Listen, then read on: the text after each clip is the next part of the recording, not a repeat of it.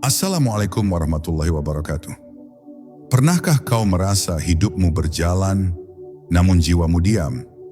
Pernahkah kau menatap langit malam dan merasa seolah ada sesuatu yang memanggilmu dari balik cahaya bintang? Di dalam diri setiap manusia, tersembunyi sesuatu yang lebih tua dari waktu, lebih halus dari napas, dan lebih nyata dari tubuh. Ia adalah ruh sejati. Ia bukan sekadar nyawa yang membuatmu hidup, tapi sumber dari semua kehidupan. Ketika engkau mulai diam dan menatap ke dalam, mungkin kau akan mendengar bisikan itu. Suara lembut yang berkata, "Aku bukan di luar dirimu. Aku adalah kehidupan yang sedang menghidupimu." Disinilah perjalanan dimulai. Perjalanan pulang menuju sumber cahaya yang melahirkan segalanya. Bab 1. Panggilan dari dalam, ruh yang menyala dalam sunyi. Ada saat di mana manusia berhenti berlari, bukan karena lelah, tapi karena sesuatu di dalam dirinya memanggil untuk diam. Di tengah hiruk-pikuk kehidupan, di antara ambisi, kesibukan, dan pencarian yang tak berujung, ada suara halus yang tak terdengar oleh telinga, namun begitu jelas terasa oleh hati. Itulah panggilan dari ruh sejati. Sumber kehidupan batin yang selama ini terbungkus oleh lapisan ego, keinginan, dan kabut dunia. Ia bukan sesuatu yang datang dari luar, bukan pula bisikan pikiran, melainkan cahaya lembut yang bergetar di kedalaman jiwa, menanti untuk dikenali, untuk disapa, dan untuk dihidupkan kembali. Ruh sejati tidak mengenal waktu, karena ia lahir sebelum dunia dicipta. Ia adalah rahasia yang ditiupkan oleh Tuhan ke dalam jasad manusia. Percikan dari lautan keabadian yang menghidupkan daging, darah, dan kesadaran. Ketika manusia lupa pada asalnya, ia kehilangan arah meski memiliki banyak tujuan. Ia merasa hidup, tapi sebenarnya mati di dalam. Karena kehidupan sejati tidak diukur dari napas yang terhembus, melainkan dari cahaya yang masih menyala di dalam dada. Ruh sejati adalah nyala itu. Lembut namun tak pernah padam, redup namun abadi, hening namun mengguncang siapapun yang benar-benar menatapnya. Dalam keheningan malam, ketika semua kesibukan berhenti dan suara dunia memudar, ruh sejati mulai berbicara. Ia tidak menggunakan bahasa, namun setiap getarnya adalah pesan. Kadang berupa rasa rindu tanpa sebab, kadang berupa tangisan tanpa air mata, kadang berupa keheningan yang terasa penuh makna. Itulah tanda bahwa batin sedang disentuh oleh asalnya. Orang yang pernah merasakannya akan memahami bahwa tidak ada kebahagiaan sejati di luar kesadaran akan ruh, karena semua kebahagiaan dunia hanyalah bayangan dari kebahagiaan yang sesungguhnya, kebersatuan dengan sumber hidup itu sendiri. Namun jalan menuju ruh bukanlah jalan yang ramai. Ia sunyi, ia sepi, dan hanya bisa ditempuh oleh mereka yang berani kehilangan segalanya demi menemukan sesuatu yang tak dapat hilang. Ruh tidak bisa dikejar dengan pikiran, karena pikiran hanya memahami bentuk, sementara ruh adalah tanpa bentuk. Ia hanya bisa dijumpai ketika seseorang mulai berani menelusuri dirinya sendiri, membiarkan topeng-topeng jatuh satu persatu, hingga yang tersisa hanyalah keheningan murni.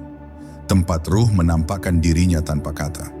Dalam momen itu, seseorang tidak lagi merasa terpisah dari Tuhan, karena ia menyadari bahwa sejak awal yang bernafas di dalam dirinya bukanlah dirinya, melainkan Dia. Maka ketahuilah bahwa ruh sejati bukanlah sesuatu yang perlu dicari, melainkan sesuatu yang perlu disadari. Ia tidak pernah pergi, hanya tertutup oleh kebisingan dunia dan kabut hati. Siapa yang belajar diam akan mendengar, siapa yang belajar menunduk akan melihat, siapa yang belajar melepaskan akan menemukan. Disitulah kehidupan sejati bermula, bukan dari luar, tetapi dari dalam. Dari ruh yang hidup di balik setiap napasmu, menunggu saat ketika engkau berhenti mencari keluar dan mulai kembali ke dalam. Karena di sanalah, di ruang sunyi antara dua napas, Tuhan berbicara tanpa suara.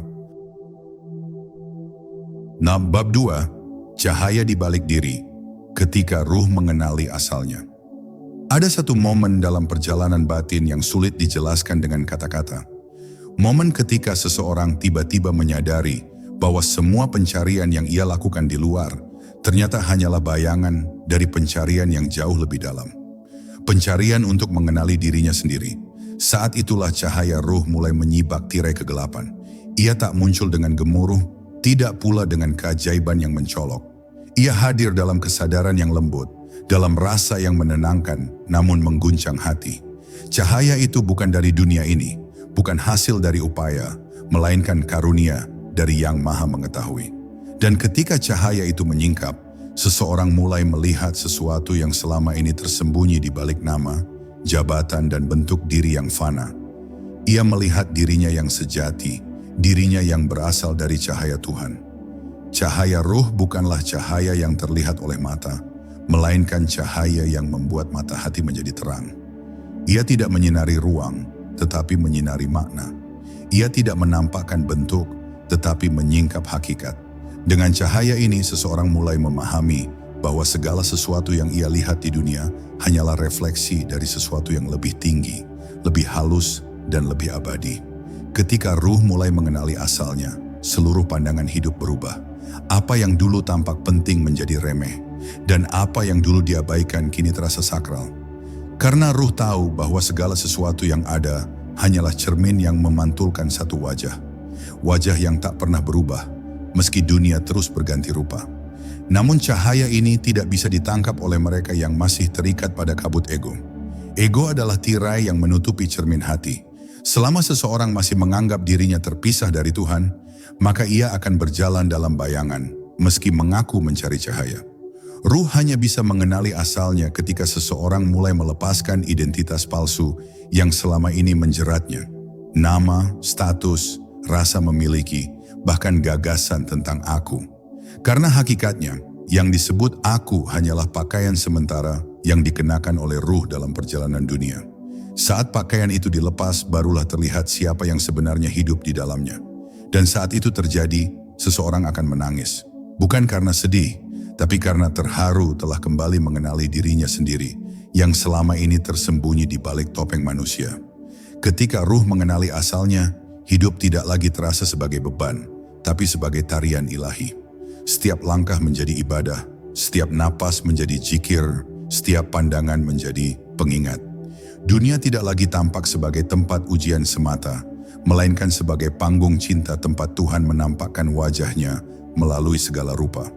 Orang yang melihat dengan cahaya ruh tidak lagi menilai berdasarkan bentuk, melainkan berdasarkan makna. Ia melihat Tuhan dalam yang kecil maupun besar, dalam kesenangan maupun penderitaan. Segalanya menjadi jalan, segalanya menjadi pelajaran, segalanya menjadi penyingkap bagi kehadirannya yang tiada terpisah.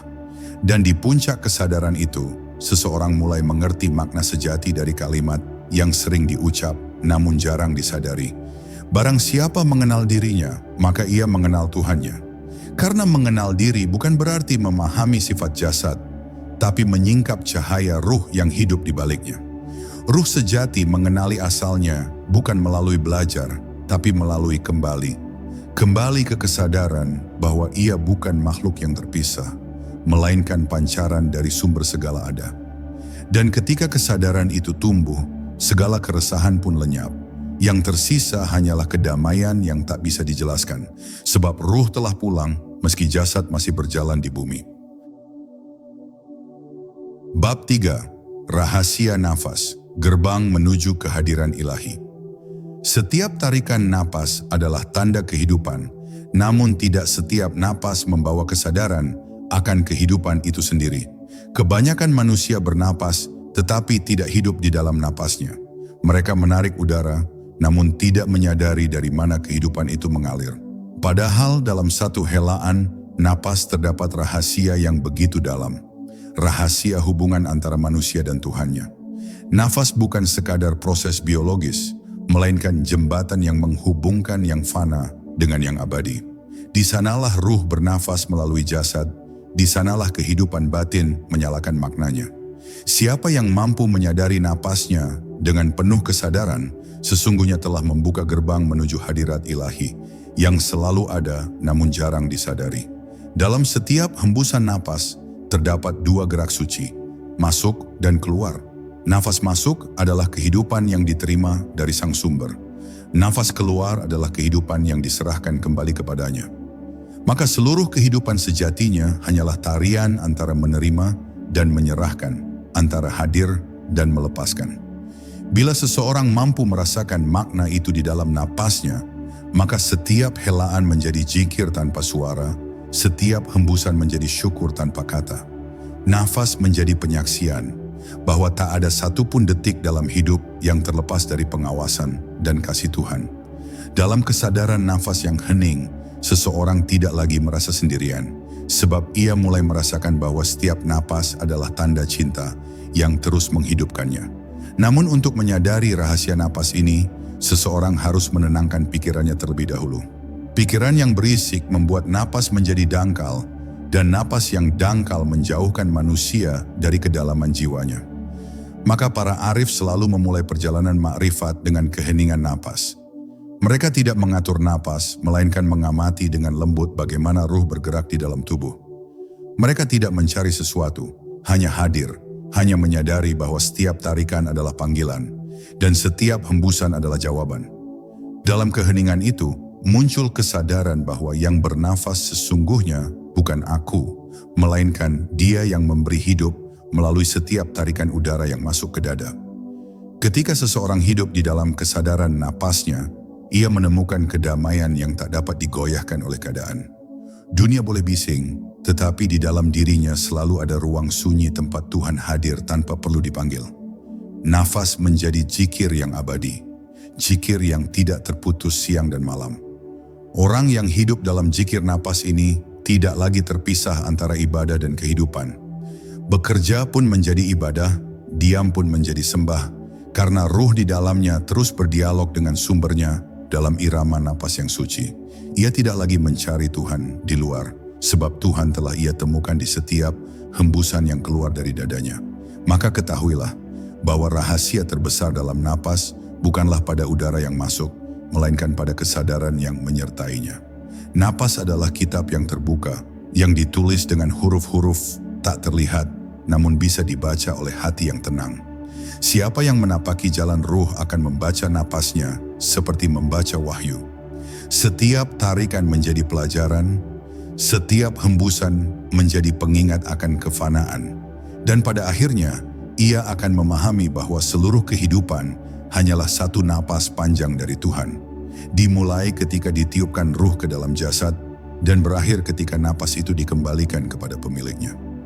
Di antara dua napas itulah, manusia diberi kesempatan untuk mengenali siapa yang sebenarnya hidup di dalam dirinya. Bab 4. Cermin hati, tempat ruh menatap Tuhannya. Ada ruang di dalam diri manusia yang tidak tersentuh waktu, tidak terikat oleh bentuk, dan tidak bisa dijangkau oleh pikiran. Ruang itu disebut hati, bukan segumpal daging di dada, melainkan cermin halus yang memantulkan cahaya ilahi.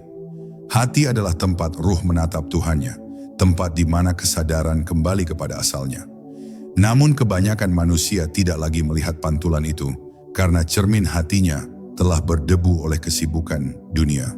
Debu itu berupa keinginan, kemarahan, kesombongan, dan keterikatan terhadap hal-hal yang fana.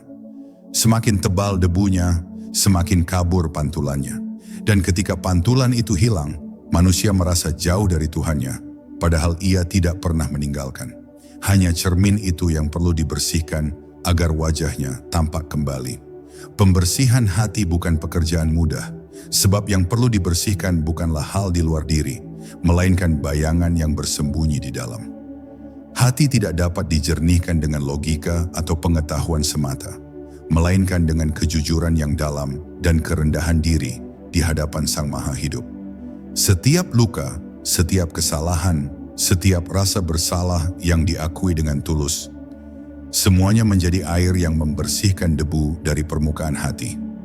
Orang yang berani menatap kegelapan di dalam dirinya tanpa menolak atau lari, sesungguhnya sedang menyalakan cahaya di tengah malam jiwanya. Sebab kejujuran batin adalah kunci dari kejernihan hati, dan kejernihan hati adalah jalan ruh untuk mengenali wajah Tuhannya tanpa perantara. Ketika hati mulai bersih, kehidupan luar akan terasa berubah, meski sebenarnya yang berubah hanyalah pandangan. Dunia tetap sama, tapi cara ruh memandangnya menjadi berbeda.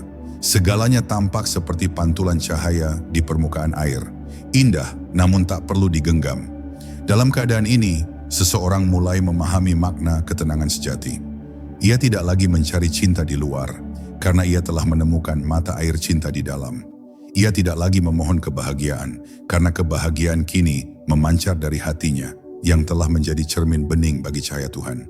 Orang seperti ini tidak lagi mudah terguncang oleh pujian atau caci, karena ia telah melihat bahwa semua datang dari satu tangan yang sama, tangan kasih yang mengajarkan kelembutan melalui setiap ujian. Namun cermin hati tidak cukup hanya dibersihkan, ia harus dijaga agar tidak berdebu kembali. Dunia ini penuh angin yang membawa debu, pujian yang menumbuhkan kesombongan, penderitaan yang menumbuhkan keluh, dan kenikmatan yang menumbuhkan lupa. Karena itu, orang-orang arif menjaga hatinya dengan zikir, bukan sekadar lafaz di bibir, tapi kesadaran yang terus mengingat asalnya di setiap waktu. Mereka tidak menolak dunia, tapi tidak membiarkan dunia menempel di hati. Mereka hidup di tengah manusia, namun hatinya selalu bersama Tuhan. Dan di dalam hati yang seperti itu, ruh menemukan rumahnya, tempat ia dapat menatap Tuhannya tanpa tirai. Hati yang jernih adalah cermin yang memantulkan tanpa menahan. Ia tidak menyimpan kesan, tidak mengikat pengalaman, hanya membiarkan setiap peristiwa berlalu seperti angin lewat di permukaan danau. Di dalam keheningan yang bening itu, ruh melihat siapa yang sesungguhnya selalu hadir. Zat yang tidak pernah pergi, bahkan ketika seluruh dunia terasa gelap. Maka siapapun yang ingin menemukan Tuhan, janganlah mencari di langit yang jauh, tetapi tengoklah ke dalam hatimu sendiri. Di sanalah ia menunggu, di balik tirai kesadaran, di balik setiap hembusan napas, di balik setiap detak yang memanggilmu pulang. Karena hati sejati bukan sekadar organ kehidupan, ia adalah tempat pertemuan antara ruh dan Sang Penciptanya, tempat di mana kesunyian berbicara dan cinta menemukan bentuknya yang paling murni. Bab 5. Langit jiwa, perjalanan ruh menembus batas dunia. Ketika hati telah jernih dan ruh mulai melihat dengan cahaya asalnya, maka terbukalah satu wilayah yang tak bisa dijangkau oleh akal biasa, langit jiwa. Di sanalah ruh menyadari bahwa dirinya bukan hanya bagian kecil dari ciptaan, melainkan pancaran dari keesaan yang meliputi segalanya. Langit jiwa bukan ruang yang bisa diukur, bukan pula tempat yang bisa dituju. Ia adalah keluasan kesadaran, tempat batas antara aku dan dia mulai melebur. Dalam keadaan ini, manusia mulai mengerti bahwa seluruh alam semesta hanyalah gema dari satu sumber suara, dan semua gerak yang ada adalah bagian dari satu kehendak yang sama. Ruh mulai terbang, bukan dengan sayap, tapi dengan kesadaran yang melampaui bentuk dan arah. Ia menembus batas dunia, bukan dengan langkah, tapi dengan diam yang paling dalam. Di langit jiwa, waktu kehilangan maknanya. Masa lalu, kini, dan masa depan menyatu dalam satu arus kehadiran yang abadi. Ruh melihat bagaimana seluruh peristiwa hidup hanyalah untaian makna yang saling terhubung oleh kebijaksanaan Tuhan. Tidak ada yang kebetulan, tidak ada yang sia-sia. Setiap air mata, setiap senyum, setiap kehilangan, semuanya adalah jalinan kasih yang membentuk kesadaran yang lebih tinggi. Orang yang mencapai tahap ini tidak lagi mempersoalkan takdir, karena ia melihat bahwa semua takdir berasal dari cinta yang sama. Ia berhenti bertanya mengapa, dan mulai bertanya untuk apa. Sebab ruh yang telah terbang di langit jiwa tahu bahwa segala sesuatu yang tampak sebagai ujian sesungguhnya adalah jalan pulang menuju Tuhan. Namun perjalanan ruh di langit jiwa bukan tanpa tantangan. Di antara keluasan itu, masih ada bayangan halus yang bisa menipu. Rasa bangga akan kedekatan, rasa memiliki cahaya, atau perasaan bahwa dirinya telah sampai. Padahal setiap kali ruh merasa telah sampai, sebenarnya ia baru saja memulai lapisan berikutnya. Dalam makrifat sejati, tidak ada akhir, karena Tuhan tak terbatas. Maka mereka yang benar-benar arif selalu menjaga kerendahan hati, walau telah menyentuh langit kesadaran tertinggi. Mereka tahu bahwa ruh hanyalah cermin, dan cermin tidak pernah bisa menjadi cahaya itu sendiri. Ia hanya memantulkannya. Maka mereka tidak berbicara tentang pencapaian, tapi tentang pelayanan. Tidak tentang ketinggian, tapi tentang penghambaan. Di langit jiwa, manusia bukan lagi sekadar makhluk yang berdoa. Ia menjadi doa itu sendiri. Setiap geraknya adalah sembah, setiap diamnya adalah zikir. Ia tidak lagi memisahkan antara dunia dan akhirat, karena keduanya kini tampak sebagai satu kesatuan yang saling menyempurnakan. Dalam pandangan ruh yang telah terbang, semua makhluk tampak seperti titik-titik cahaya yang saling terhubung dalam jalinan kasih Tuhan. Tidak ada lagi yang rendah atau tinggi, yang suci atau kotor, karena semuanya adalah bagian dari rencana ilahi yang sempurna. Dan dari ketinggian pandangan itu, tumbuhlah kelembutan yang mendalam. Kelembutan yang lahir dari pengertian, bukan penghakiman, dari cinta, bukan dari jarak.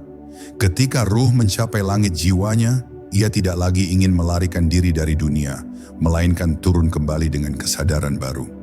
Ia turun bukan sebagai manusia yang sama, tapi sebagai pembawa kedamaian, karena di dalam dirinya telah menyala cahaya yang tidak dapat dipadamkan oleh apapun. Ia membawa kesejukan bagi siapapun yang bertemu dengannya, seperti angin yang lembut membawa kabar dari langit. Inilah tanda ruh yang telah mengenali dirinya dan mengenali Tuhannya. Ia menjadi jembatan antara langit dan bumi, antara keabadian dan kefanaan, antara cinta dan kehidupan. Dan dari sinilah perjalanan sejati baru dimulai. Bukan perjalanan keluar dari dunia, tapi perjalanan untuk menghadirkan langit di dalam dunia, agar setiap hati yang gelap kembali mengenal cahaya asalnya. Bab 6. Sunyi ilahi ketika ruh berbicara tanpa suara. Pada satu titik perjalanan batin, ruh akan tiba di wilayah yang begitu sunyi, hingga bahkan zikir pun terasa terlalu bising. Di sanalah suara Tuhan tidak terdengar, namun terasa begitu dekat. Inilah yang disebut para arif sebagai sunyi ilahi. Keheningan yang bukan berarti ketiadaan, melainkan kehadiran yang begitu sempurna hingga tidak memerlukan bentuk apapun untuk menyatakan dirinya. Di tempat ini, ruh tidak lagi berbicara dengan kata-kata, tidak pula mendengar dengan telinga.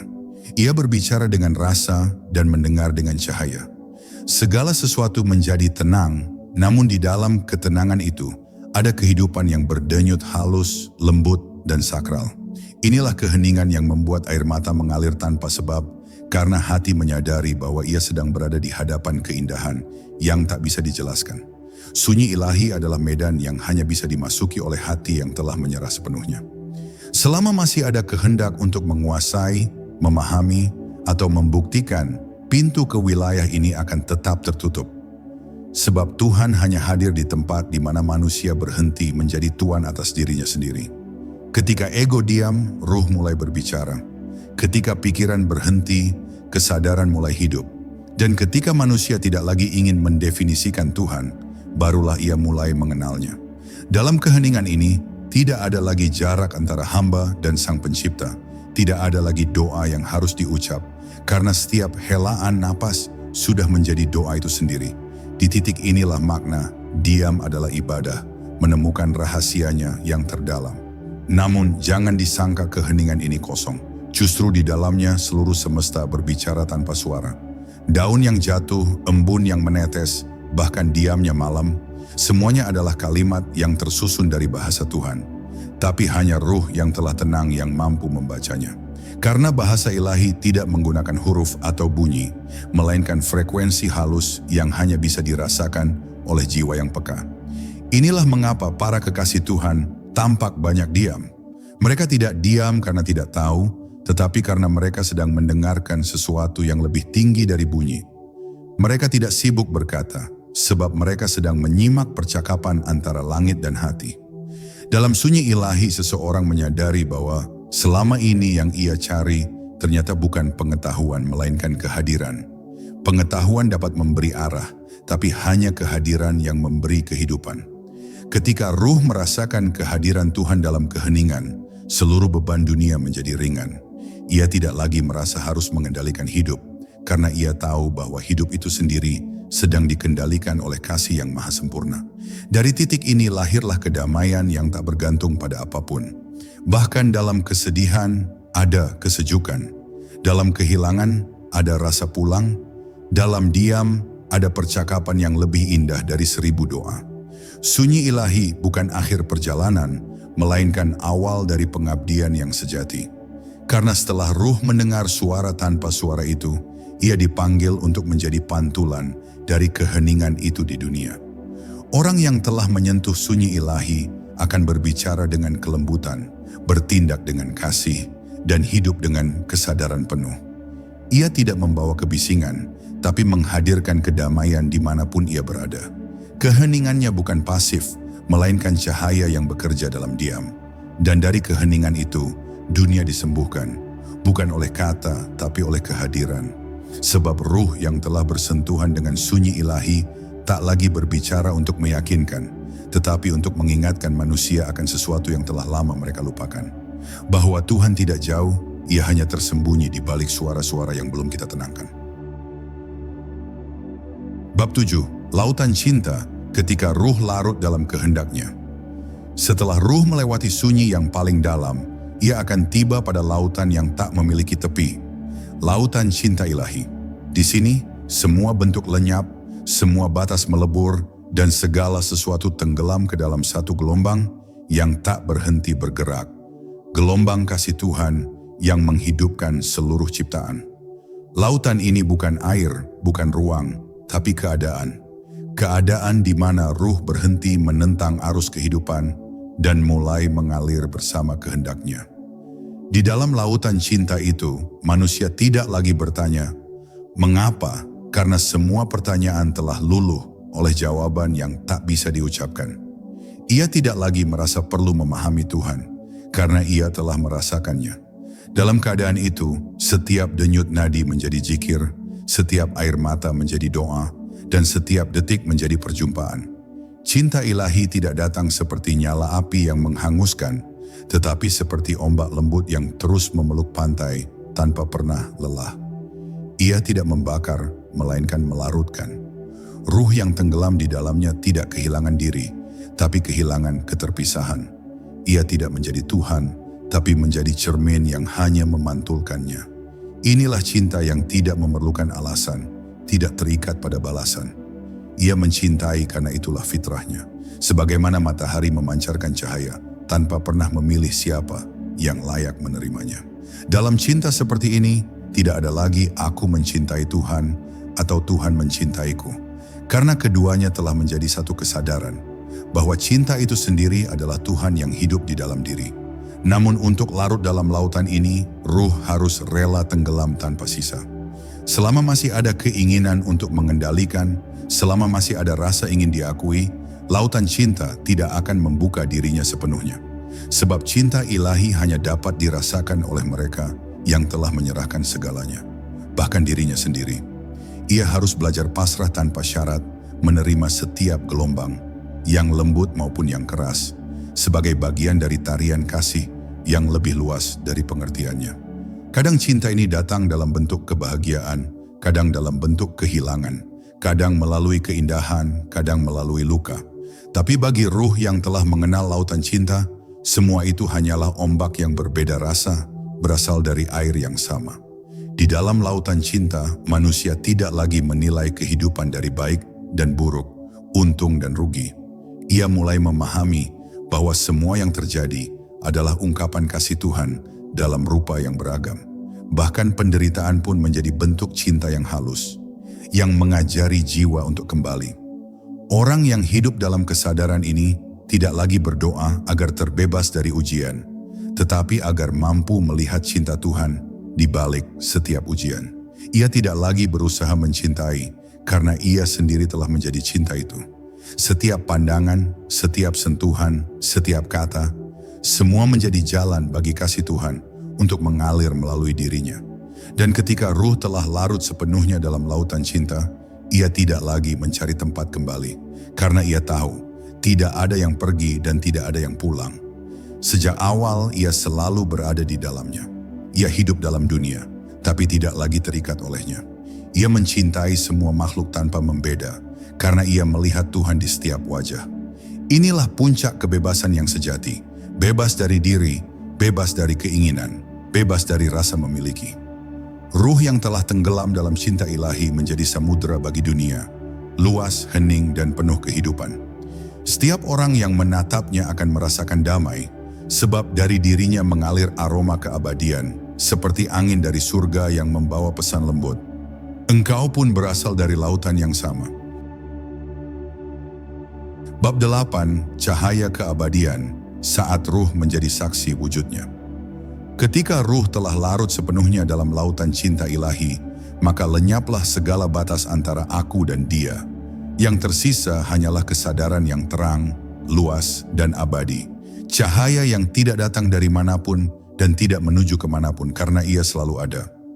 Cahaya keabadian ini bukan sesuatu yang dilihat oleh mata, melainkan sesuatu yang melihat melalui mata. Ia bukan objek yang disaksikan, tapi kesadaran itu sendiri yang menjadi saksi atas segala sesuatu. Dalam keadaan ini, ruh menyadari bahwa segala bentuk hanyalah perhiasan dari satu wujud yang sama. Tidak ada sesuatu pun yang berdiri sendiri, karena semuanya tenggelam di dalam keberadaannya. Ia melihat bahwa bahkan dirinya sendiri tidak pernah hidup terpisah.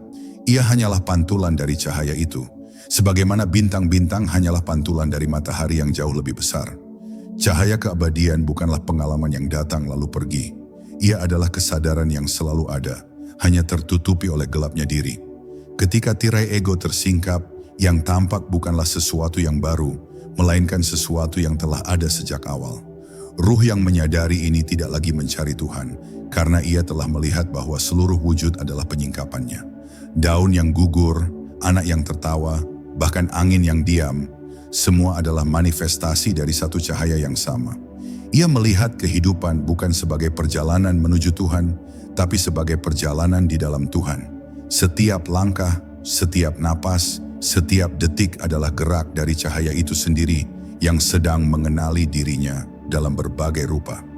Namun menyaksikan cahaya keabadian bukan berarti ruh berhenti berfungsi di dunia. Justru sebaliknya, ia menjadi lebih hidup, lebih nyata, dan lebih penuh kasih. Ia melihat bahwa tugasnya bukan untuk meninggalkan dunia, tetapi untuk membawa cahaya itu ke dalam dunia. Orang seperti ini menjadi saksi hidup dari wujud ilahi. Ia tidak lagi berbicara atas nama dirinya, tapi atas nama kebenaran yang hidup di dalamnya. Ia tidak menonjolkan kebijaksanaan, tapi memantulkan kelembutan. Ia tidak memaksakan pandangan, tapi menyalakan kesadaran di hati siapapun yang menatapnya. Ia adalah lentera bagi yang tersesat, bukan karena berusaha menerangi, tapi karena dirinya sendiri telah menjadi cahaya itu. Dalam keadaan ini, perbedaan antara ibadah dan kehidupan pun lenyap. Setiap tindakan menjadi ibadah, setiap diam menjadi zikir.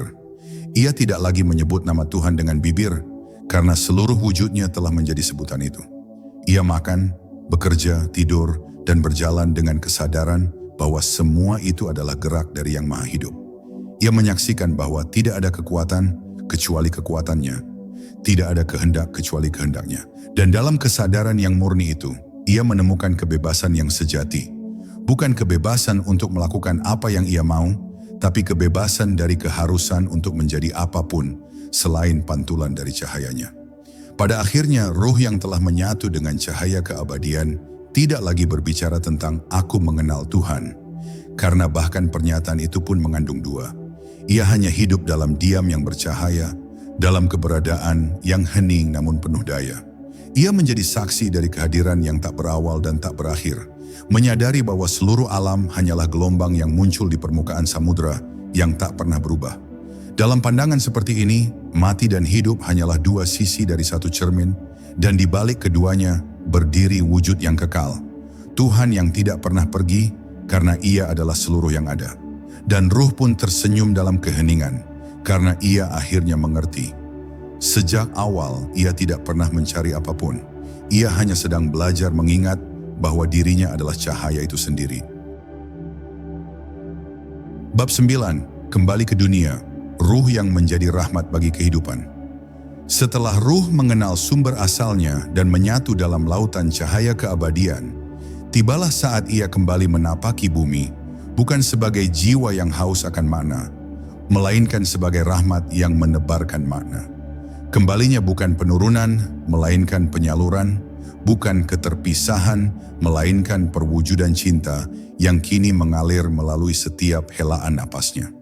Ruh yang telah mengenal Tuhannya melihat kehidupan bukan sebagai ujian atau beban, tetapi sebagai kesempatan untuk menghadirkan keindahan ilahi di tengah debu dunia. Ia menyapa dengan lembut, berbicara dengan tenang, dan menatap setiap makhluk seolah menatap wajah yang sama, wajah Sang Kekasih yang hidup dalam segala rupa. Di titik ini, hidup bukan lagi tentang pencapaian, melainkan tentang pengabdian, bukan tentang menjadi sesuatu, tetapi tentang membiarkan wujudnya mengalir tanpa hambatan melalui diri yang telah hening. Ruh seperti ini tidak lagi menolak dunia, karena ia telah memahami bahwa dunia bukanlah penghalang, melainkan cermin yang memantulkan keindahan yang maha sempurna. Ia makan bukan karena lapar, bekerja bukan karena kebutuhan, berbicara bukan karena ingin didengar. Semua dilakukan dengan kesadaran bahwa setiap tindakan adalah bentuk cinta yang mengalir. Ia menolong tanpa merasa menolong, mencintai tanpa ingin dicintai kembali, memberi tanpa perhitungan. Karena bagi ruh yang telah pulang, semua yang ada hanyalah Tuhan yang sedang berperan dalam berbagai wujud. Ia melihat penderitaan orang lain bukan dengan kasihan, tetapi dengan kasih. Ia tidak terjebak dalam simpati emosional, melainkan dalam empati ruhani. Kesadaran bahwa yang sakit dan yang menyembuhkan adalah gelombang dari satu lautan yang sama. Dalam setiap langkahnya, ruh ini menjadi saksi bahwa Tuhan masih berbicara melalui kehidupan. Ia tidak lagi mencari tanda, karena seluruh dunia kini adalah tanda itu sendiri. Ia menyentuh bumi dengan rasa hormat, sebab di setiap partikel tanah ada percikan cahaya ilahi yang sama dengan yang bergetar di dalam dirinya. Orang-orang yang dekat dengannya mungkin tidak mengerti mengapa ia begitu tenang di tengah kekacauan, atau mengapa ia tersenyum bahkan saat kehilangan. Tapi bagi ruh yang telah pulang, kehilangan hanyalah cara Tuhan memanggil lebih dalam. Kegelisahan hanyalah getaran cinta yang belum dikenali. Ia memahami bahwa tidak ada satu pun yang benar-benar milik kita, karena semuanya hanyalah pinjaman yang dikembalikan kepadanya. Ketika ruh ini berbicara, kata-katanya bukan lagi berasal dari pikiran, melainkan dari kesunyian yang berisi kebijaksanaan. Ia tidak berdebat tentang benar dan salah, karena ia telah melihat bahwa kebenaran tidak butuh pembelaan. Ia tidak memaksa manusia untuk beriman, sebab ia tahu setiap jiwa sedang menempuh jalan pulangnya sendiri. Ia hanya menyalakan cahaya kecil di hati siapapun yang mau melihat, dan membiarkan Tuhan yang menumbuhkan cahayanya. Kehadirannya menenteramkan, bukan karena ia banyak tahu, tapi karena ia telah berhenti menjadi sesuatu. Ia hanyalah jendela bagi cahaya itu untuk menembus dunia. Dalam setiap tatapan dan senyumnya, seolah Tuhan sendiri sedang berbisik, "Aku bersamamu." Ruh yang telah kembali ke dunia dengan kesadaran ilahi tidak lagi hidup untuk dirinya sendiri. Ia menjadi rahmat, sebagaimana Nabi menjadi rahmat bagi seluruh alam. Ia memancarkan cinta tanpa batas, bukan karena berusaha suci, tapi karena kesucian telah menjadi dirinya. Ia tidak lagi menunggu surga, karena surga telah hidup di dalam dadanya. Keheningan yang penuh cahaya, cinta yang tanpa pamrih, damai yang tidak tergantung pada keadaan. Dunia mungkin tetap berisi, penuh hiruk-pikuk dan pertengkaran, namun di tengah semua itu ia berjalan tenang seperti angin yang membawa kesejukan tanpa suara. Dan begitulah ruh sejati hidup. Tidak untuk dikenali, tapi untuk menerangi. Sebab bagi ruh yang telah pulang, hidup bukan lagi perjalanan menuju Tuhan, melainkan kehadiran Tuhan yang sedang berjalan melalui dirinya. Bab 10. Ruh sejati kembali menjadi sumber segala cahaya. Pada akhirnya, perjalanan ruh bukanlah tentang menemukan sesuatu yang baru, melainkan tentang mengenali apa yang sejak awal telah ada. Semua pencarian, semua tangis dan kerinduan, semua doa dan diam yang panjang, hanyalah gema dari satu hal, panggilan untuk kembali kepada asal cahaya. Di ujung perjalanan, ruh menyadari bahwa ia tak pernah benar-benar pergi. Semua jarak hanyalah ilusi, semua waktu hanyalah bayangan yang terbentuk di dinding kesadaran. Ia kini berdiri dalam keheningan yang tak lagi mencari. Tidak ada lagi Tuhan di luar sana yang harus ditemukan, karena yang tersisa hanyalah kesadaran tunggal yang hidup, yang melihat, yang mencinta.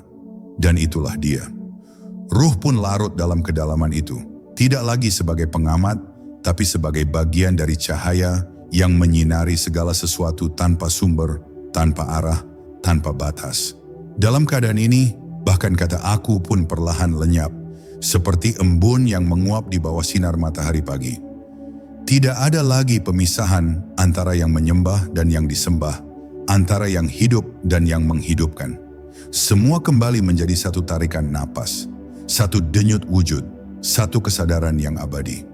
Ruh sejati bukanlah sesuatu yang terpisah dari Tuhan. Ia adalah percikan dari keabadian yang menampakkan diri dalam bentuk sementara agar cinta bisa dikenal. Dan ketika cinta itu telah sempurna, maka bentuk pun gugur dengan sendirinya. Ia tak lagi berkata, "Aku mencintai Tuhan," sebab tidak ada dua dalam cinta yang sejati. Yang ada hanyalah Tuhan yang mencintai melalui dirinya, mencintai tanpa arah, tanpa sebab, tanpa nama. Ruh sejati adalah cermin dari wajah ilahi. Ketika cermin itu bersih dari debu ego, maka yang tampak di dalamnya hanyalah keindahan Tuhan sendiri. Ia tidak lagi bertanya siapa dirinya, karena ia telah melihat bahwa tidak ada diri yang lain selain dia. Ia tidak lagi menuntut makna, karena hidup itu sendiri telah menjadi makna. Segala sesuatu yang dulu tampak berlawanan kini menyatu dalam harmoni sempurna. Hidup dan mati, terang dan gelap, suka dan duka, semuanya hanyalah tarian dari cahaya yang satu. Ruh sejati melihat bahwa bahkan penderitaan adalah bentuk kasih sayang yang tersembunyi, karena melalui penderitaanlah kesadaran tumbuh, dan melalui kehilanganlah cinta mengenal dirinya sendiri. Di titik tertinggi dari makrifat, tidak ada lagi ilmu, tidak ada lagi nama, tidak ada lagi bentuk. Hanya diam yang penuh cahaya, diam yang bukan hampa, melainkan kehadiran yang paling nyata. Dalam diam itu, ruh tidak lagi berbicara tentang Tuhan, tetapi hidup sebagai bukti keberadaannya. Ia menjadi samudra yang menerima semua gelombang tanpa mengusir satupun. Ia tidak menolak dosa, tidak menolak kesalahan, karena ia tahu semuanya sedang menuju sumber yang sama. Ia memandang dengan kasih yang meliputi, bukan dengan penilaian yang memisah. Dan di sanalah letak kemuliaan tertinggi ruh sejati, menjadi wadah bagi cinta yang tak terbatas, menjadi tempat beristirahat bagi jiwa-jiwa yang lelah mencari. Maka kini, ketika seluruh perjalanan telah berakhir, yang tersisa hanyalah satu kesadaran hening yang berbisik lembut di kedalaman hati. Tidak ada aku selain Engkau. Ruh sejati tidak kembali kepada Tuhan karena ia tidak pernah berpisah.